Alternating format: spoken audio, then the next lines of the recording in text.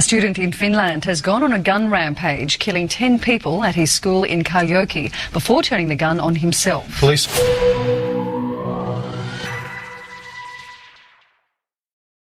The Kauhajoki school shooting was a school shooting that occurred on 23 September 2008. You will die next.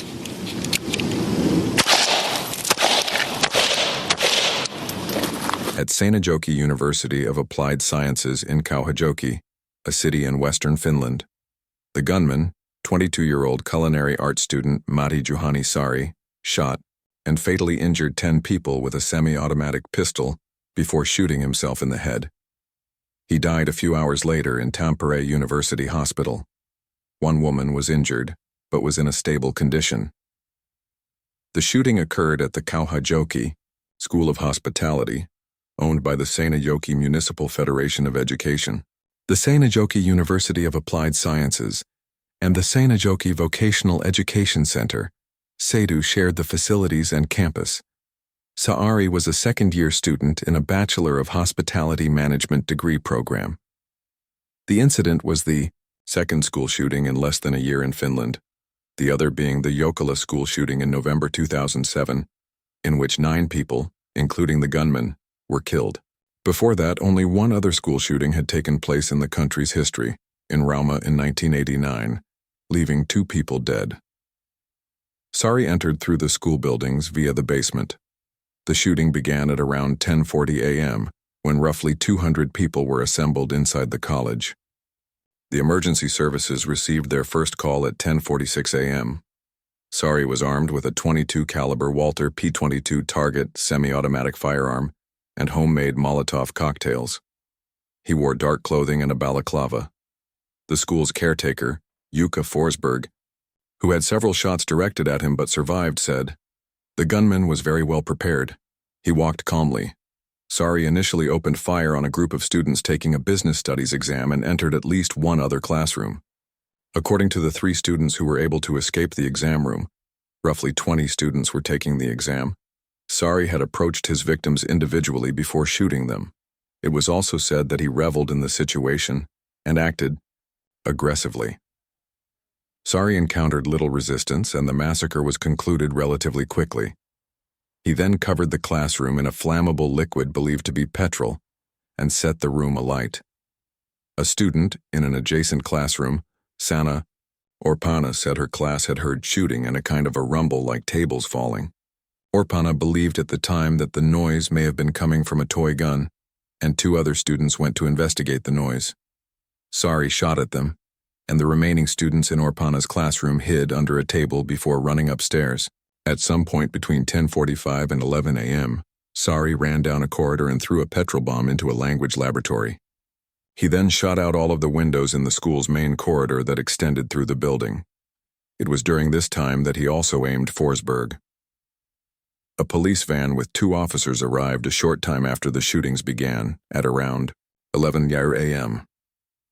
They entered the yard of the college where they were shot at by Saari and forced to retreat. From around 11:45 a.m. to 12 a.m., further police units, bolstered by a number of armored vehicles, began to arrive on the scene. They attempted to enter the building through the main corridor, but this assault was aborted due to the black smoke within the building. Having escaped the buildings in a variety of ways, including through doors and out of windows, some students found themselves impeded by a river that adjoined the school. However, some could use rowing boats as a means of escape. Saari started fires at several other locations within the school buildings, and the fire in the exam room damaged some of the bodies so badly that they had to be identified from DNA and dental records. 9 of the victims were found in the exam room and 1 in a nearby corridor.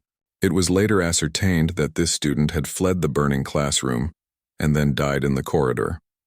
8 of the victims were female students, 1 a male student and 1 a male member of staff. All of the students killed were in their 20s, and the teacher was in his 50s. A 21-year-old woman was shot in the head but had 2 operations in the days after sustaining her injury and was reported as being in satisfactory condition. A further 10 students were treated for minor injuries, including sprains and cuts from broken glass. All the victims were classmates of Saari's. Saari was originally from Pohjois-Pohjanmaa but lived in Kauhajoki, where he was enrolled in his catering course at the college. It was later revealed that the male student was probably a close friend of Saari's. The pair had spent an evening out together in February 2008 when they were threatened with a starter pistol. A photo of them together had been circulating on the internet, in which he jokingly points at his friend's head with his forefinger. Police withheld the names of the other victims. Firefighters extinguished the fires without any significant damage to the school. Saari remained at large on the school grounds for some time after they had been evacuated. 2 days after the killings, a friend of Saari's, named Rauno, told 7Päivä that at 11:53 a.m., he received a call from Saari in which he confessed to having killed 10 people. Saari claimed to have spoken to Rauno calmly, telling him that he wanted to say goodbye. He was found alive by the police at 12:30 a.m., having shot himself in the head. He was taken to Tampere University Hospital, where he was treated for his gunshot wound. He died a short time later. With a total of 10 people killed, it was the deadliest peacetime attack in Finnish history, surpassing the previous highest count of 8 in the Jokela school shooting. It was the deadliest attack on a school campus since April 2007, when Seung-Hui Cho killed 32 people during the Virginia Tech massacre. Saari had fired a total of nearly 200 shots, including towards the air. The highest number of shots inflicted on a single victim was 20. Saari left behind 2 handwritten notes in his school dormitory, stating that his motive for the shooting was, "I hate the human race." He also wrote, "The solution is Walther P22, a reference to the handgun used in the shooting. The notes revealed that he had been planning the massacre for 6 years. A police spokesperson commented, "Saari left notes saying he had a hatred for humanity, for the whole of the human race, and that he had been thinking about what he was going to do for years. The notes show he was afflicted and he hated everything." One former classmate, Susanna Karinen, stated, "He was happy, a social guy, there was nothing exceptional, and he got along with people well and was not lonely. He had friends." However, Saari had a history of violence. He had been thrown out of the Finnish army in 2006, after being a member for only a month, for opening fire in a woodland exercise against orders. Police were also investigating whether a copycat element was involved after it emerged that both Saari and Pekka-Erik Auvinen, the gunman in the Jokela school shooting, had bought their guns from the same store. Both gunmen had taken photographs of themselves in similar poses, and Harri Nylaniemi, the detective leading the Kauhajoki investigation, said that it was very likely that the 2 men had been in contact at some point. Both had been part of a group of people who centered their activities around YouTube and the Finnish social networking site IRC Galleria, who were interested in school shootings. This community, which included members from Finland, Germany, and the United States, exchanged videos related to school shootings.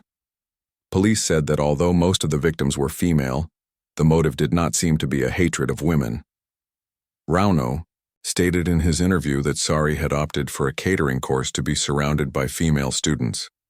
Saari had told Rauno that he had been the victim of bullying in secondary school and later upper secondary, and that he had had to drop out for this reason. Rauno said that Saari's behavior had begun to worry him over 2 years before the shootings, when Saari began expressing a fondness for guns and an admiration of school shootings in the United States.